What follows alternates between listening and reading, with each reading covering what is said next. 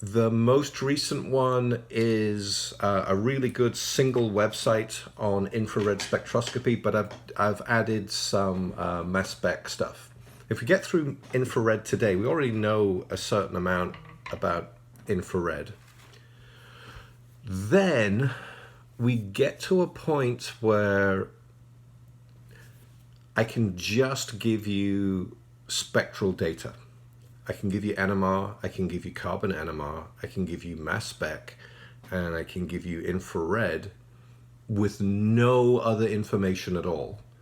No data about where did this molecule come from, what is its atomic mass, what is its formula, because all of that is inherent in this combination of these four pieces of data. So you're a week away, or really a day away, from being able, yes, we're done with mass spec. We're a day away from kind of like a research level tool set that I can just take this spectra and interpret it from the ground up with no information at all. Like this is a crystal that came out of a reaction flask, and I really don't know what it is. I don't know whether it's got oxygen in it or nitrogen in it or whatever. So these combinations of things are going to help. So NMR tells us all the environments for hydrogen, and it tells us if those environments are connected to one another. Carbon NMR tells us the environments for carbon. Doesn't do such a good job at the connectivity because carbon-13 has such a low abundance that we don't really measure the connectivity. We don't see the coupling between individual carbons. Mass spec comes along, blasts the molecule into pieces, and we can look at those fragments and then piece together what those fragments look like as a jigsaw puzzle to put back to what the whole of the molecule is. Plus, of course, it gives us things like, it gives us the formula mass, so we know what we're looking at. And what infrared is going to give us today is it's going to give us the functional group. Infrared reveals information about individual bonds, and infrared energy is associated with heat, and when we heat our molecules, they vibrate, and they vibrate in a number of novel ways. And there's a lot more to this than we first thought. But essentially, there's two types of vibration. You're a stretch or a bend. And whether you are a bend or a stretch, let me turn those alerts off because they're going to be going off all the time. Whether you're a stretch or a bend reveals something about symmetry, because we're going to see today that only things that change the dipole in our molecule will result in being what we call infrared active. Okay. So, quite a bit to get through, but we already have something of an understanding about infrared because we've seen it for 2 terms now for organic chemistry. Although you don't need organic chemistry to be in this class, okay? But everybody's had at least 1 term of organic, right? Okay. Where should we start? Okay, so I'm going to start with a couple of little scribbles, and then I'm going to throw that to a couple of websites, and then we'll solve some problems. We'll look at a couple of things, and not really a sales pitch for this, but Spartan calculates infrared as well. So we're going to do some of that today. Okay. Here's an atom. If that atom is attached to another atom, and I give this molecule a little bit of energy, then that molecule can vibrate. Now, because it's linear and because it's diatomic, the amount of things that it can do is really limited.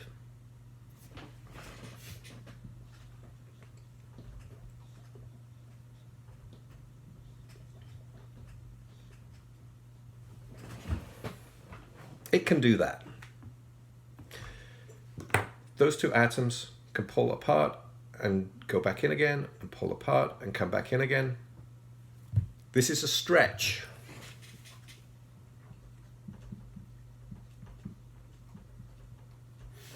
Now, not all stretches are created equal. This one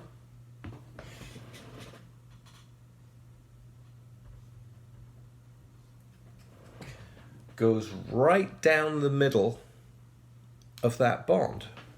So this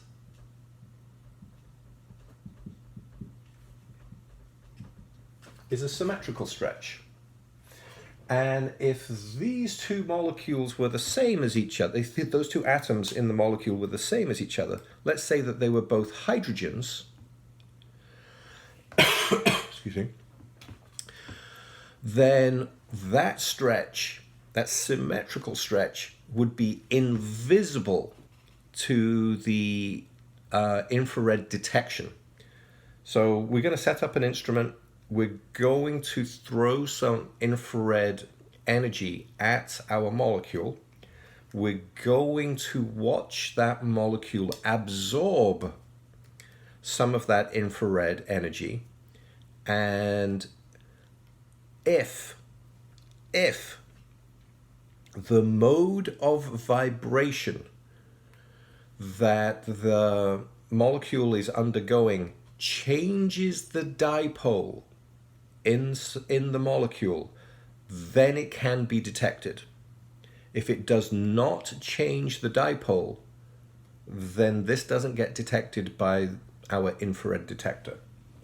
So if this is a hydrogen, the center of mass of the molecule is right in the middle between those two atoms.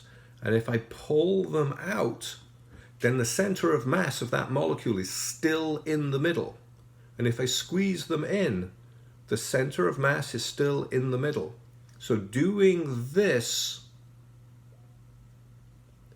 makes this molecule not visible to infrared spectrophotometry. Okay. However,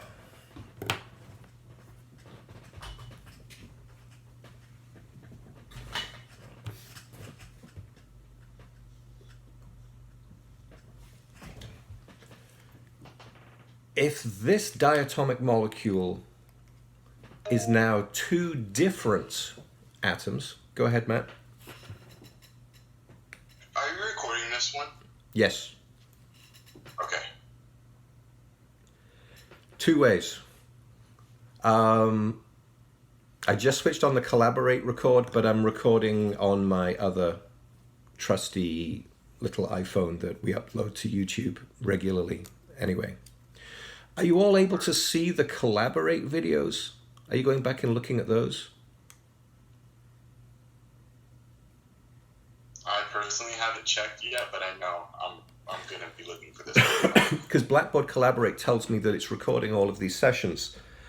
And I don't know if it's unique because of my role as the leader of the session, but it's not letting me see them. That's why I'm doing it on two different devices. So I'm transmitting and recording, allegedly, through Blackboard on this device, and I'm also just off camera to you recording it the old way on this device. Alden, go ahead. Do you know where we can find them on Blackboard? So they're supposed to, I looked it up yesterday. If you go into Collaborate and go to, it says go to Collaborate, menu, recordings. Only when I go to Collaborate menu, it doesn't give me a recordings tab. But it is clearly showing me, I don't know if you can see this, there is a little red icon right there that says this session is being recorded. They're somewhere in the ether. But they're still being recorded the old-fashioned way and being uploaded to YouTube. And if you go to the website, if you go to, I have it open here, right here. If you go to the Lectures tab in Blackboard,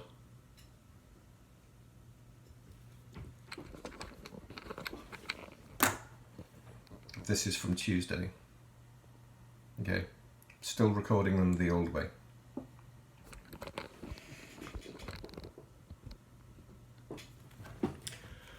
Okay, if my molecule is now a heteronuclear diatomic, then symmetrical stretches, would this make any difference? If I have a heavy atom and a light atom, and I pull them apart and squeeze them in, does it change the center of mass? Yes. Yes, it does. Yeah. And so now my molecule is now visible. But because it's linear, it only has one mode of vibration. And these modes of vibrations used to go by a really strange term.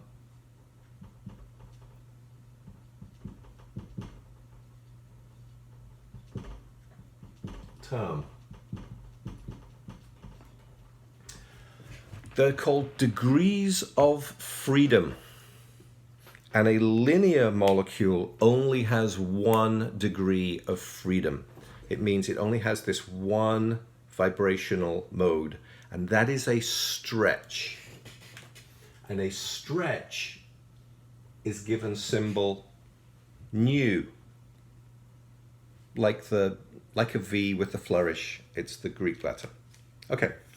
Once we get to molecules that have more than one bond, then stuff starts happening. I'll write it here.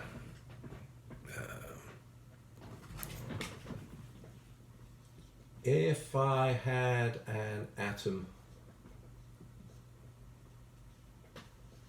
that was attached to other atoms like this, and I think we all know a molecule that fits that description, then all sorts of things happen. I've now got multiple different things that can happen, and sometimes they happen at the same time and hybridize into things that we might not have thought about. Okay, so first of all, that individual bond right there can open and close, stretch and squeeze. So that's a stretch.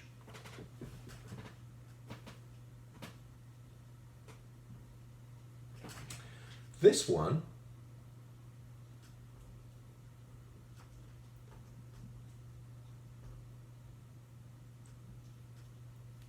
can also stretch.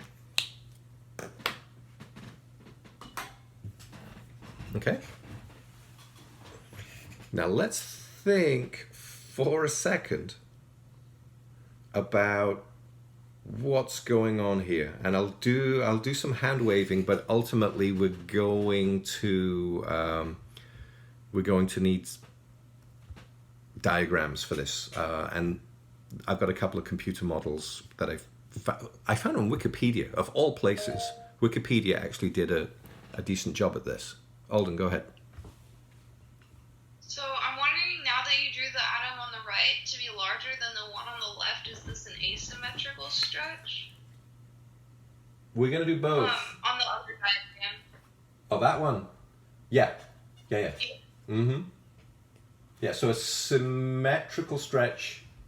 I'm going to show you a couple of different types of symmetrical stretches and different types of asymmetrical ones. All right, so this, clearly, I think what I'm hinting at here is water would look like this. So if I've got an atom in the middle, here's my oxygen, and I've got two hydrogens around it. If both, so my head's the oxygen, okay? My fingers are the hydrogens. If they both stretch in the same direction at the same time, does the dipole in my molecule change? Does the center of gravity of my molecule change? Yes. Well, Michael just said no. He chatted in, and I'm saying yes to his answer of no. So this achieves, well, it does what it does, but it's not visible to my infrared. So what I need is this. Both atoms are stretching, both bonds are stretching. I have two single bonds, but they're out of sync with one another. And this changes the dipole. That one doesn't. This one does not change the center of mass. If I'm balancing the central atom on a pin, then this does not change that center of mass, but this one does. Okay? So if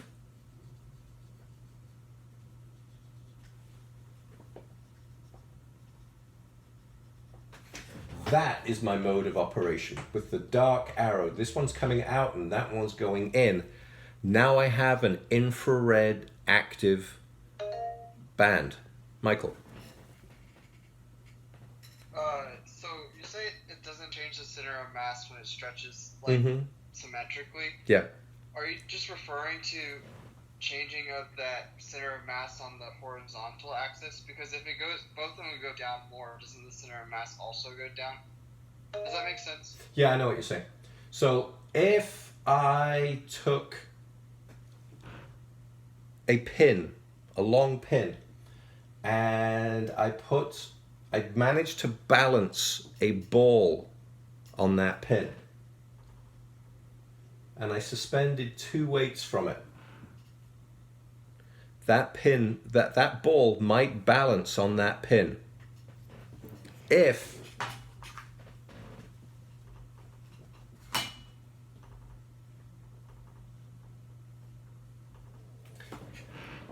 those pins were a different length, it would still balance. Okay? And the dipole in my molecule is, what is that resultant to here? So I see a profound effect when they're asymmetric, but not when they're symmetric. Okay? Alden, did you have a follow-up? Yeah, so Michael mentioned that you were saying that even though the atoms are different sizes, the center of mass is still in the middle, Yep. so it's still a symmetrical stretch. Yep. So my center of mass is an analogy. The thing that the infrared is picking up is a change in dipole.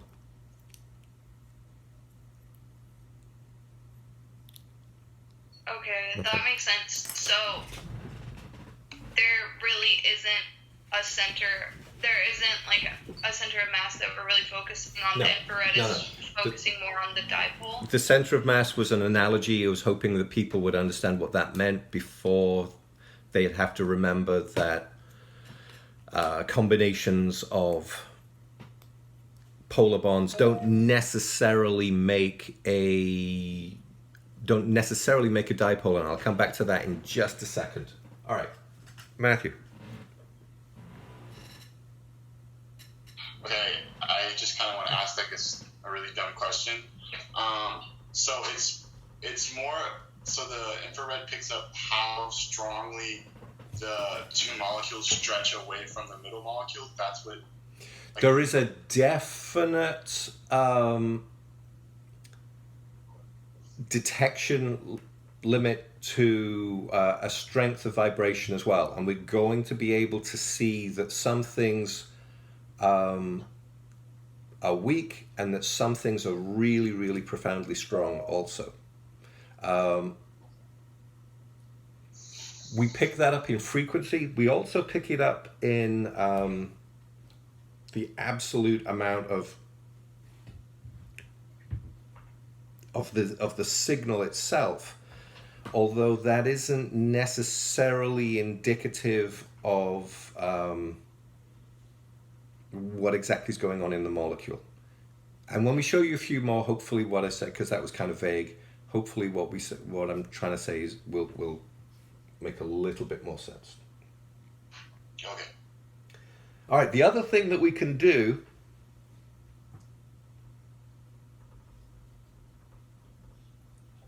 is bend.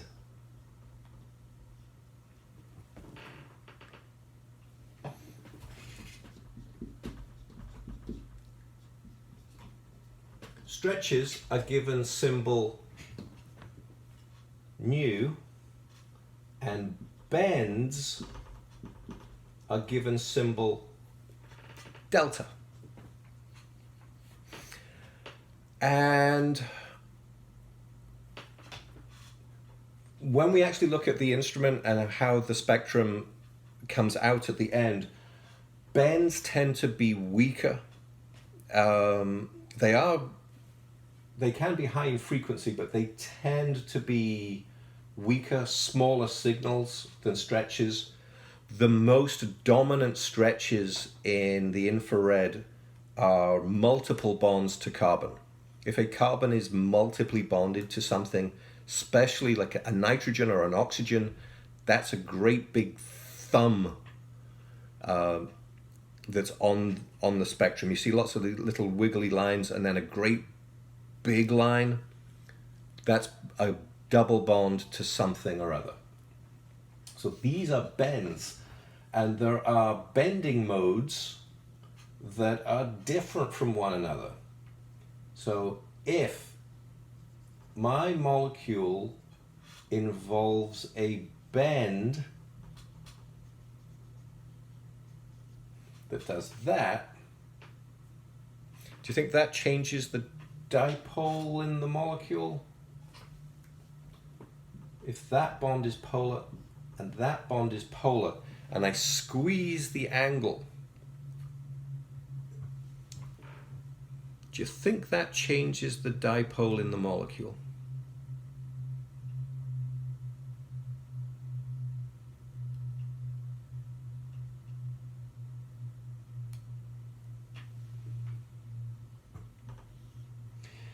Any angled, who's taken physics?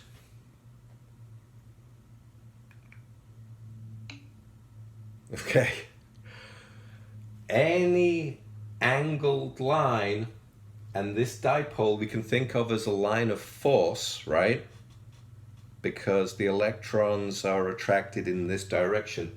Any line that is in an angle can be thought of as a vector that is this much on the horizontal axis and this much on the vertical axis. We saw a little bit of that in NMR, where we considered a line of force in a magnetic dipole as being comprised of its components in the X or the Y and the Z.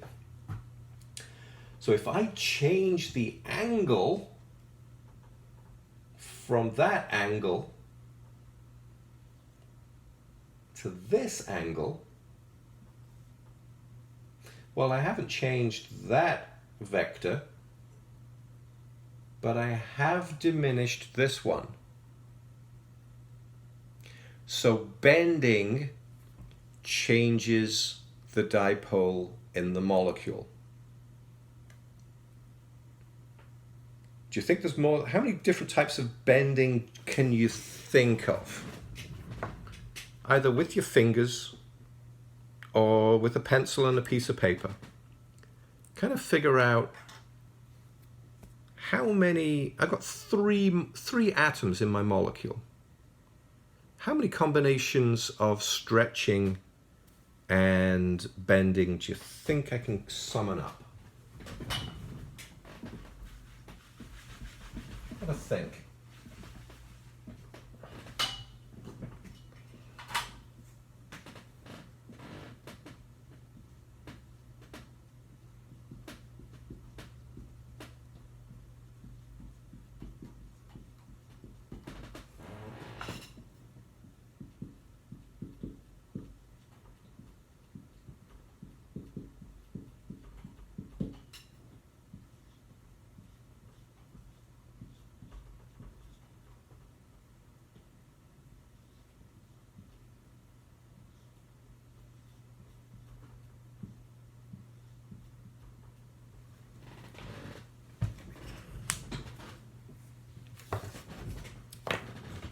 Hopefully, if you've had a think, okay, so again, let's have my head be the oxygen, and here are two little hydrogens.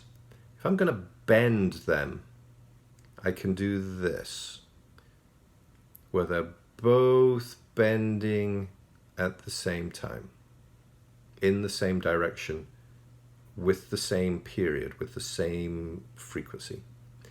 Or I can do this, right? So the hydrogens are curving. This is different to that. And I can also do this, because my molecule has a plane, right? That it's an oxygen and a hydrogen and a hydrogen. At some point, I can write a mirror plane right through the middle of that. So here we are, where all my atoms are coplanar with my head, and I can have them come out towards you and come out. So this is twisting, and it can be this type of twist, or it can be that type of twist, and it can be that kind of bend. And I said, of all the places that you would least expect this to be available to you, it turns out, where are we?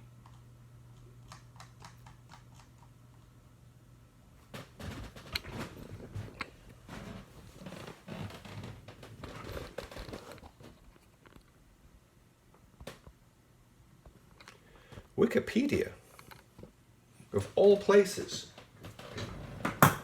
has a animated GIF of the degrees of freedom available to a simple molecule. Okay, these top ones are stretches, and this is a symmetrical stretch where both of those groups are going in the same direction at the same time, in the same periodicity, versus asymmetric where they pump, right? So if this was in balance, and those bonds right there have some kind of polarity, I'm not changing the overall polarity at this point. So I might not see that. I'm not going to see that one. This one's going to change the dipole in the molecule. And then I have latitude and longitude. I've got the bend where the two the two groups come in or waggle. Well, actually, this one's a waggle. And then when the groups come out towards each other and then back, I don't know if you can see this one. So the central atom stays where it is, and this comes towards you and away. Whereas this one is in the Y plane, this one is now operating in the Z plane towards you, and a twist. Okay, those are my degrees of freedom.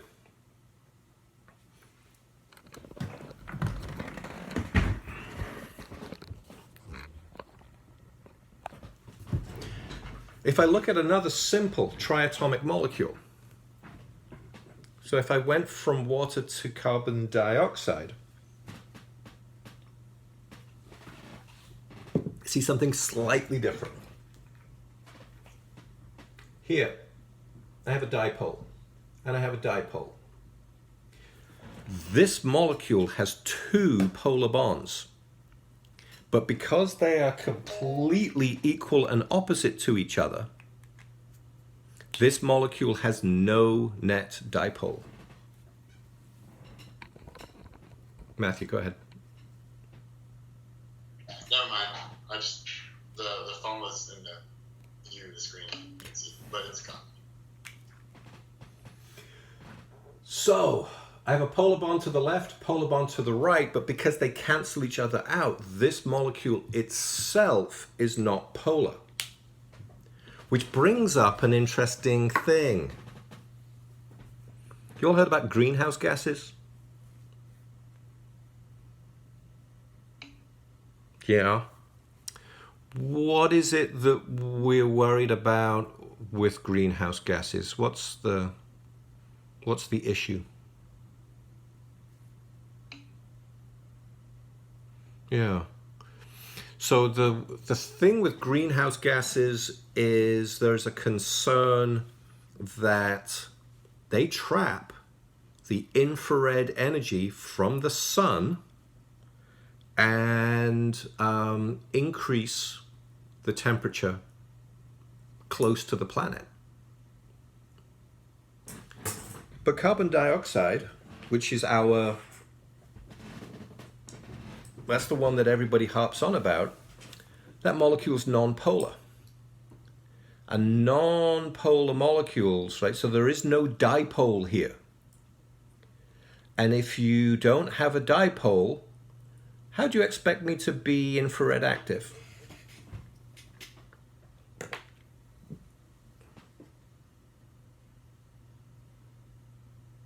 That wasn't really a rhetorical question. It was only semi-rhetorical. This molecule has no dipole. Go ahead. It doesn't have a bend either, right? Because it's double bonded both sides. It will still bend. It's going to bend with a real zing to it because, because that bond is strong. And I have a little demonstration about bond strength and bond length. So bonds that are strong, are they more likely to be short or long? Short. Short. And so the vibrational frequency of a short bond, is that likely to be high or low? High. High. Short bonds are going to vibrate at a higher frequency. We're going to see that. But this whole molecule, right, non-polar.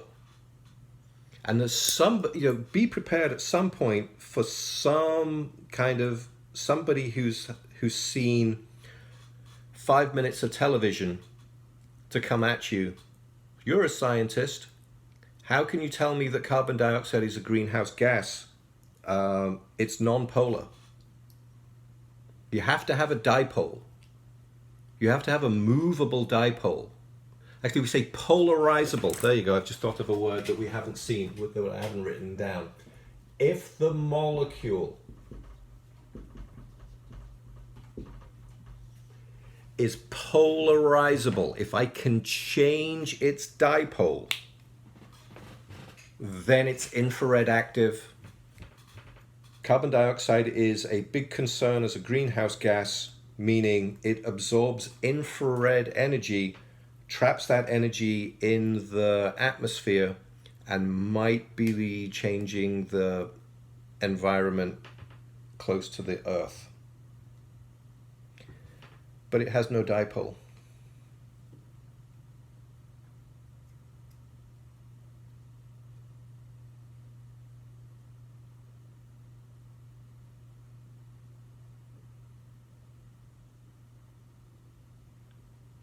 What's your counter argument?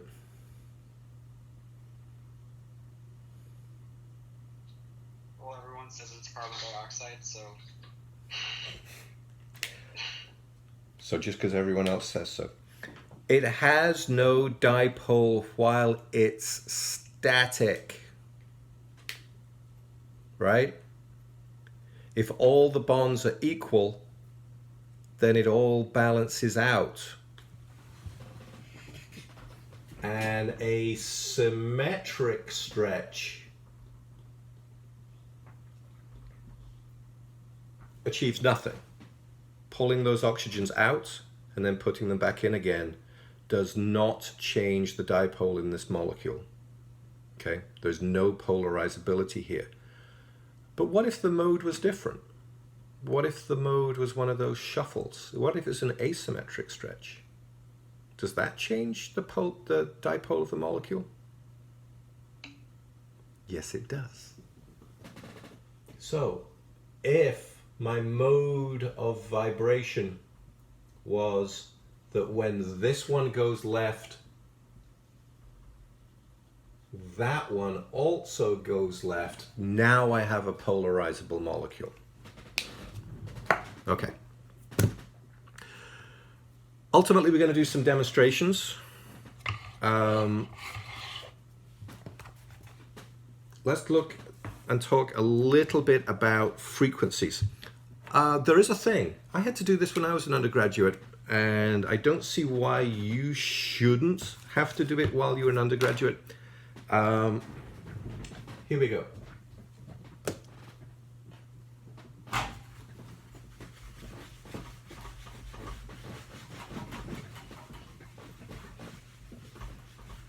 And at some point, this could come back for those of you that hang on as far as physical chemistry.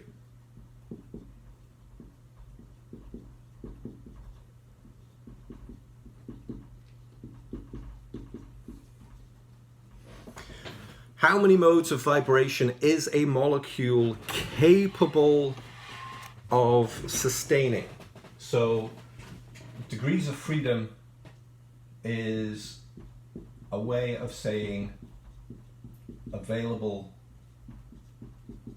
modes of vibration. Okay. You have two caps.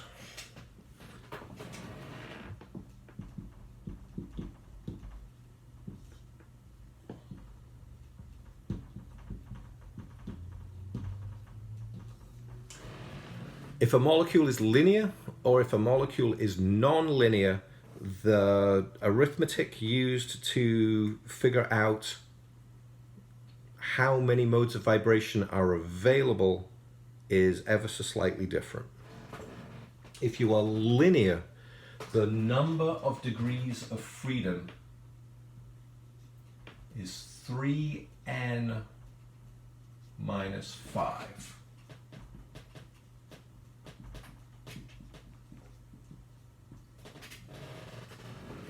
N is the number of atoms.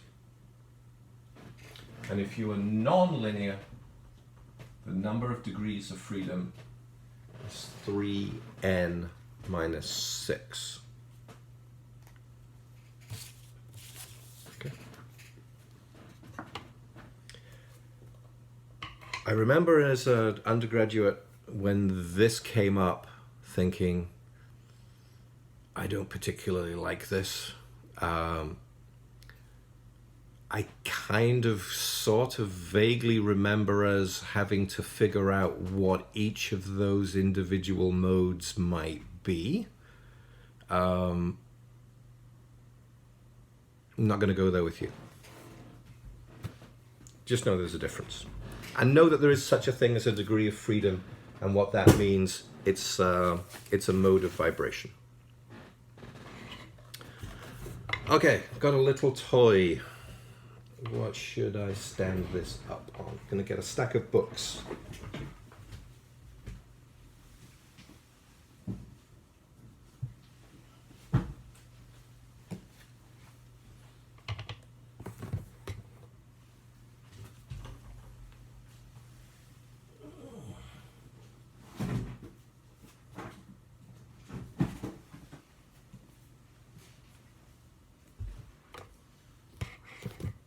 There you go.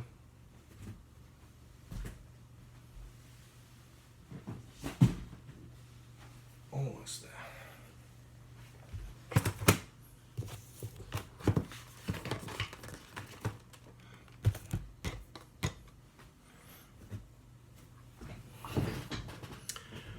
This is a metronome. There is a bar and there is a weight on that bar.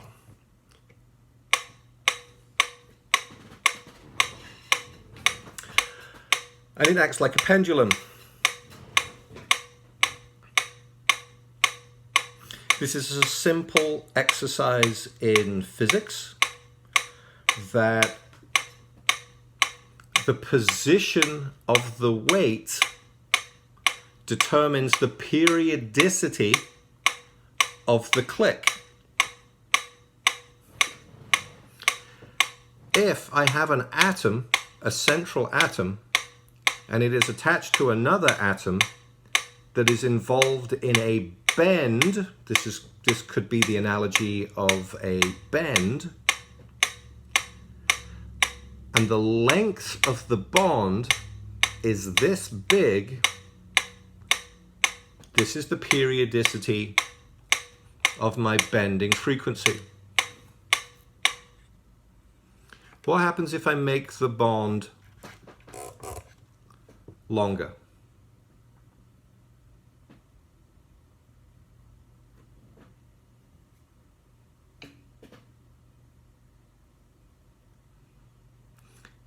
We talk about, I'm just going to split hairs with you, Michael, for a second. We talk about frequency being higher and lower, and we talk about wavelength being longer or shorter. So you're kind of mixing your there you go. You're mixing your metaphors when you say longer frequency. We have wavelength that has a length. Okay. Yeah. So if I make the bond longer, my frequency, well, frequency just became lower.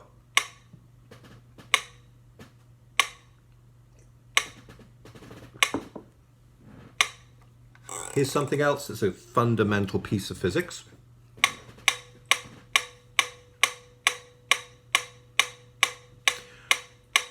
I have a bend. The bend is vibrating at its own particular frequency. If I change the mass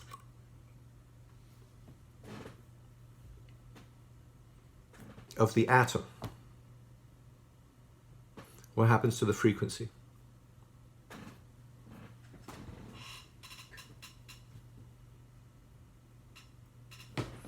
So the thing that the metronome relies on is there's a little slidable weight right here that I can move up and down. This is one of those document clips. If I add mass to the pendulum without changing the distance, what happens to the frequency?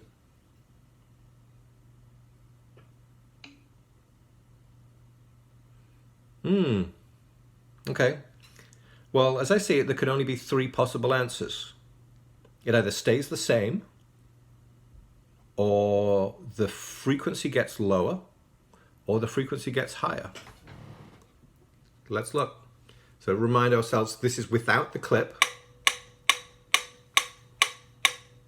This is the frequency that a bond to a light atom would be undergoing. And when I add mass to it,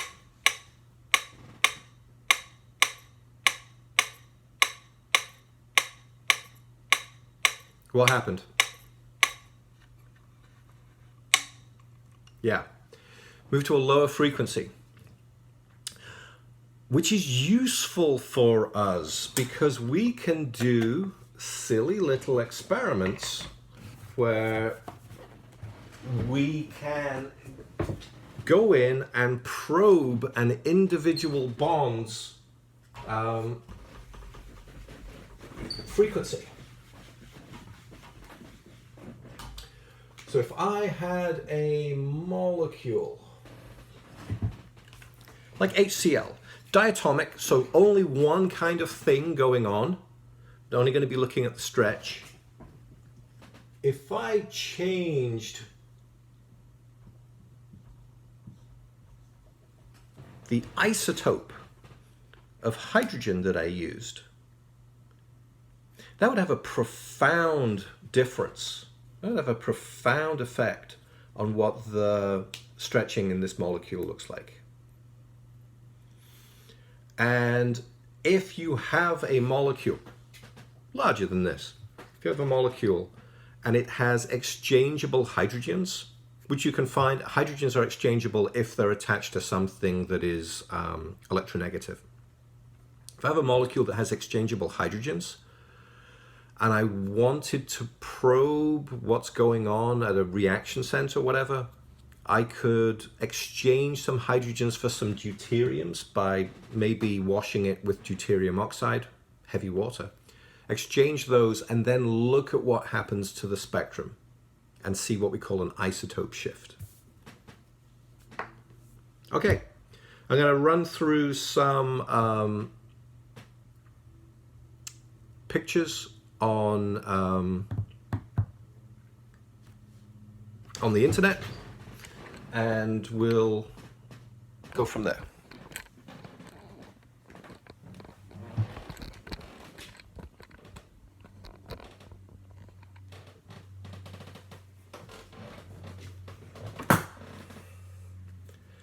I just realized the last time I came over to the screen and showed you this, did I actually show it to you or did I only move the other camera?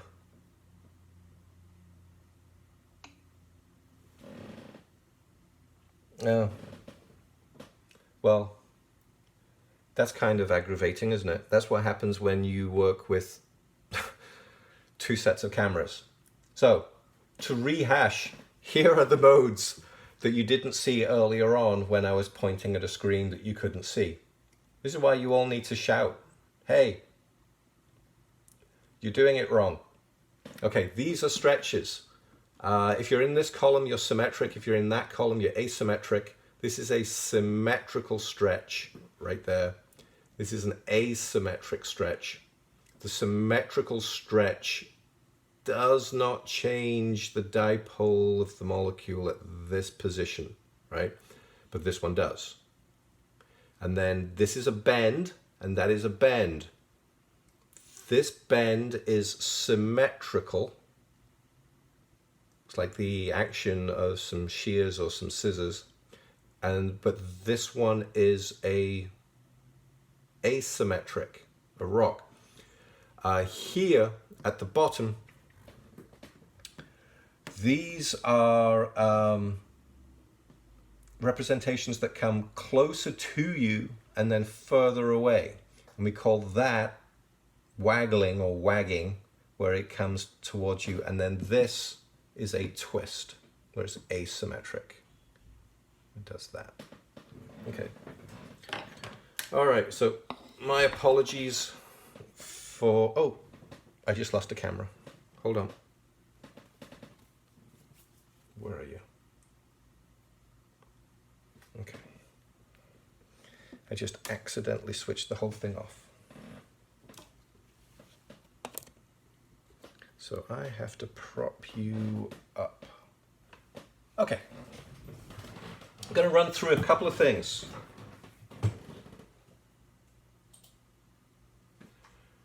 The first thing, this is a really good website from MSU. I'm assuming that's Michigan State, could be Mississippi State. Mississippi State actually have a very good teaching program where it runs through a number of things. We're going to come back to this thing that's on screen right now. That's a correlation table. And then this one has a really detailed correlation table. So this has already been made available to you. It's on Blackboard, but this is really good, and it explains some stuff in here. We're going to come back to that. All right. That's my waggling. All right, let's look at this. I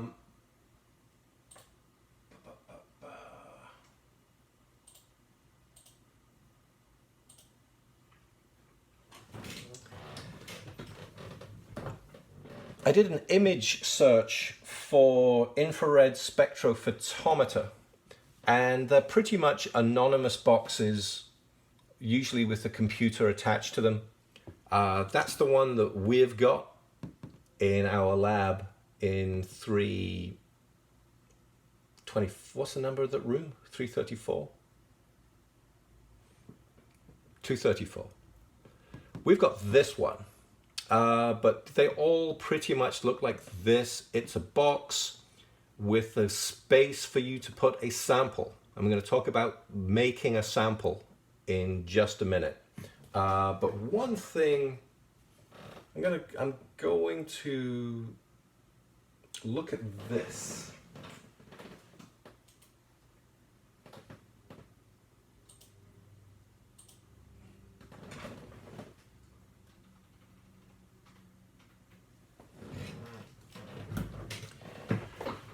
Back before instruments were computerized, and we just worked on the inventiveness of the scientists who generated the equipment. This is what spectrophotometer looked like. You have a source, and that can be just a powerful bulb, right? And then the beam of energy light comes out and is split. So these are mirrors. And so I now have dual beams. One passes through my sample. And if you operate an instrument where the beam goes through the sample, comes in, goes through the sample, comes out, and then gets to the detector is here, then that's called a through sample instrument. We have two in our lab. The big fawn colored box, the beige one that we haven't used, is a through sample instrument. The other, the blue and gray one that we use more regularly, is not through sample. The light does not go through the sample. It bounces off the underside of the sample. And that one's called a reflective detector. That's an attenuated total reflectance, an ATR. But what we would do in the old days is take our sample, split those beams, pass them through a sample and a reference. And references are really important in infrared, because without a reference, we get lots of complicating signals in our spectrum. So I need a reference to tell me that I'm on the right track, but also to subtract out all the background lines that don't belong to my the molecule that I'm analyzing, but belong to the thing that you've used to make it a sample in the first place. And I'll show you what that means in a second. And then we recombine those two beams and we put them out of phase. We put them completely out of phase so that the reference and the sample destroy each other, and that's going to subtract my, my reference. Here's why we have to do that.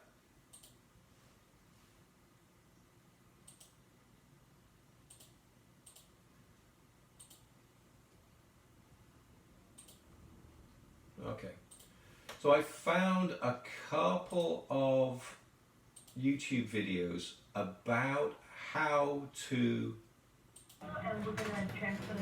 make a sample. So this student has a liquid sample. These salt plates are made out of common salt like sodium chloride, and they're transparent, so the iron won't pick up any peaks on it. So she's got a liquid that she's going to put into the instrument and have the beam of infrared light pass through it. The two little discs that she just took out of the desiccator, and if I could go back 5 seconds, I would scream at this student.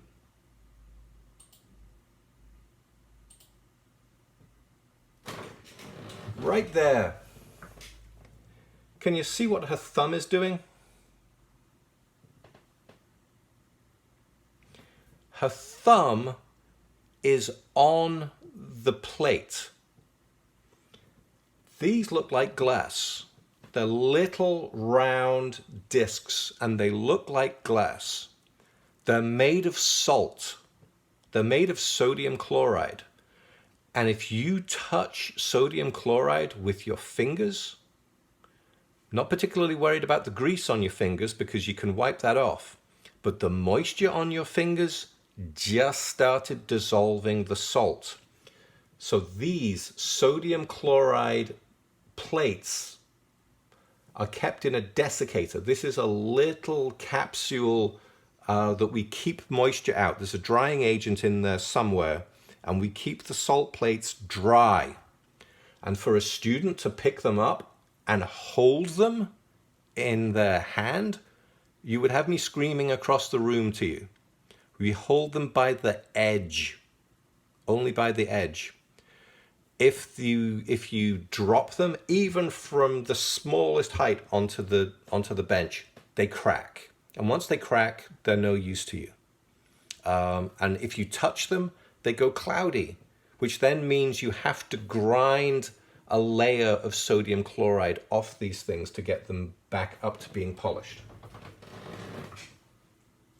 Sodium chloride, and they're transparent. So she's got two little sodium chloride. Sodium chloride is going to be completely invisible to infrared. And then she's going to put just a drop of liquid onto that plate. And then she's going to squeeze that into a thin film between those two plates.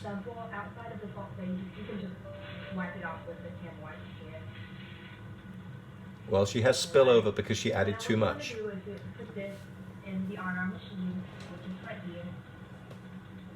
And then that just goes into a sample holder. Again, she's touching the plates with her bare hands, which is the wrong thing to do.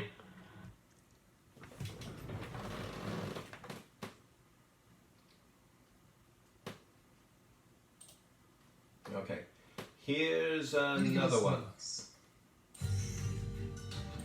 The process of doing your second drop. These are very moisture sensitive. Okay, if your sample is a solid, this guy's taking a bit more care. He's got his salt plates in a little desiccator. That's what they look like. They look like little glass circles. Samples transferred to one of the discs using a flexible end. Now he's got an agate, mortar and pestle, and we've missed something because he started with a solid sample. And when you have a solid, you have two options. You can either bounce the beam off particles of finely ground powder.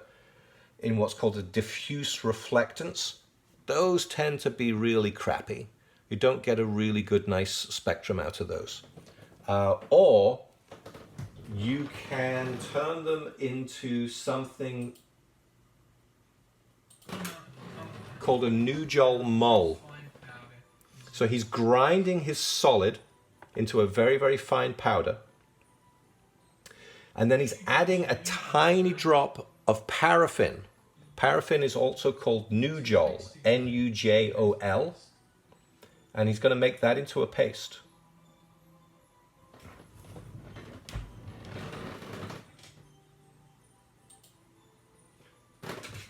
Then he's going to apply that paste just to a little dab in the center of the salt plate.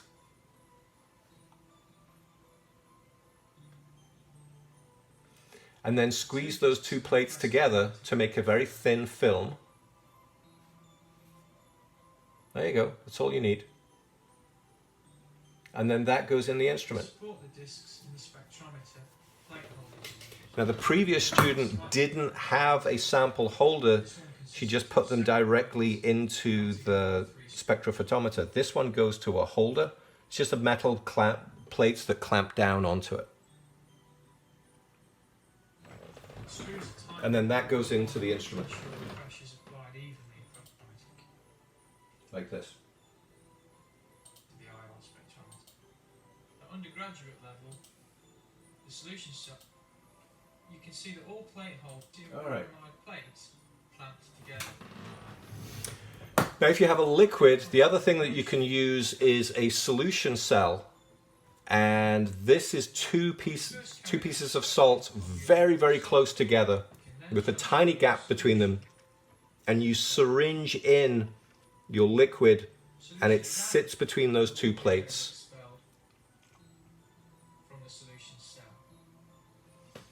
You could, if you look really closely, you could just see that the sample cell filled with liquid. You need very little of it and then you put that in. Okay. One more. Maybe. I think he's got a KBR pellet somewhere.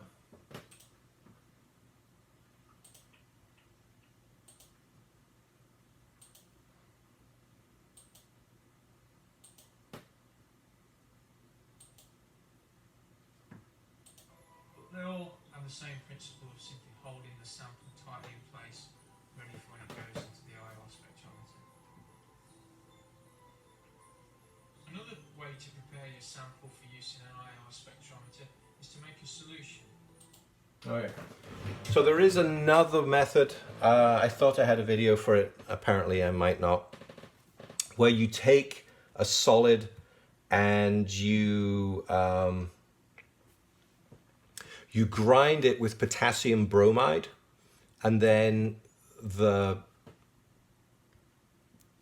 salt, contaminated salt that you've just made, you then press. And if you press potassium bromide or sodium chloride down really, really hard, I mean, you get these presses that apply, maybe like half a ton of pressure to the salt, then it crystallizes.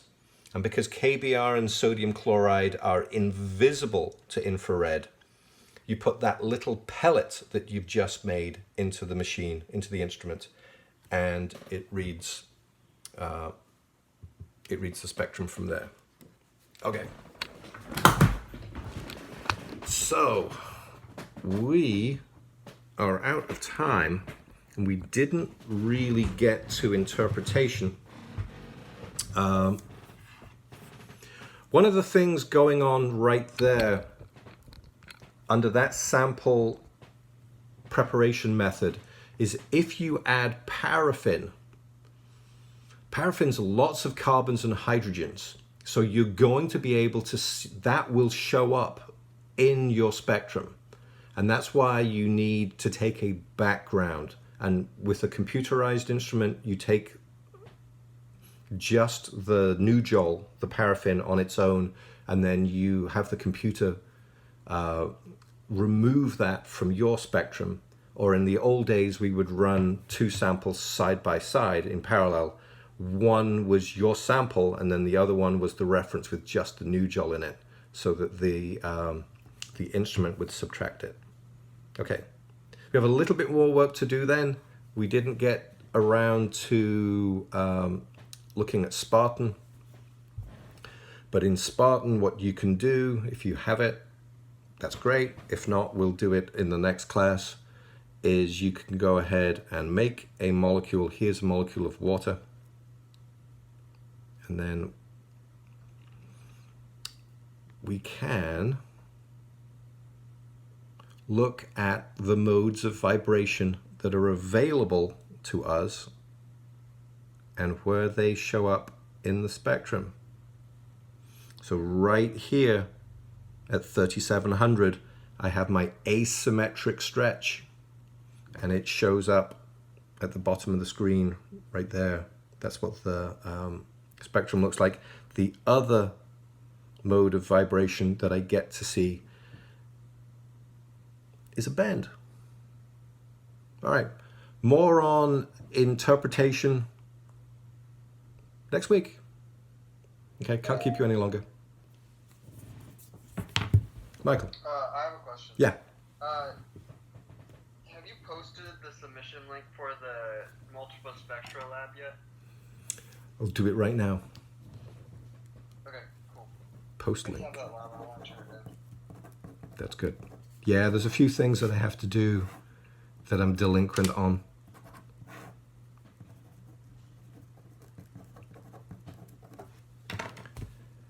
I'll work. I've got another meeting in an hour. Between now and then, I'll work on a couple of things that I'm adding to your website. Alden. How many? It's been too long. How many labs do we have to do? There was the cobalt calibration one. I'm just wondering how many we had. How many lab reports were supposed to be turned? There was one after the calibration curve because you had to calculate. I don't know. I can't remember what it was, but we did an application afterwards, right? We did a calibration curve, and then we applied that to that kind of information into something else.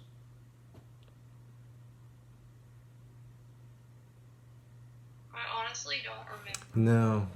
Yeah, I know. That's the trouble with the pandemic, is that something I don't remember. So Michael, what's the last lab that you're going to submit? It's the multiple spectra, the pink to blue. Oh yeah. So we did. Yeah. Could we see enough to predict an equilibrium constant changing pink to blue, blue to pink in cobalt chloride equilibrium? We found one, but it was really fast. Yeah, it's gonna be way off. But the point is that you can track a reaction that way. Under the circumstances that we did it semi-quantitatively. We used the right glassware. Experimental design could be a little bit better. Yeah. Okay, so that's the last one. Mm-hmm. Now I do have something. I did have a lab in my back pocket that we were going to use. That actually is this lab right here that's written up on the board. Can you see the isotopic shift between HCl and DCl? And can you see vibrational fine structure due to rotations inside of stretches? And I have, I think, all the experimental data for that. I think that I have the actual spectra and the tables from when I personally did this lab, and if not, I can find it on the internet. And that was going to be our next lab. So in the absence of us actually doing it, you can still look at the numbers and do a write-up on it. I also was wondering about the tests that we took most recently. That's one of the other things that I am delinquent on. I'll get those grades in right now. Because they've been, yeah, I said they were okay. But I mean, that was weeks ago now. I don't even remember. They were okay.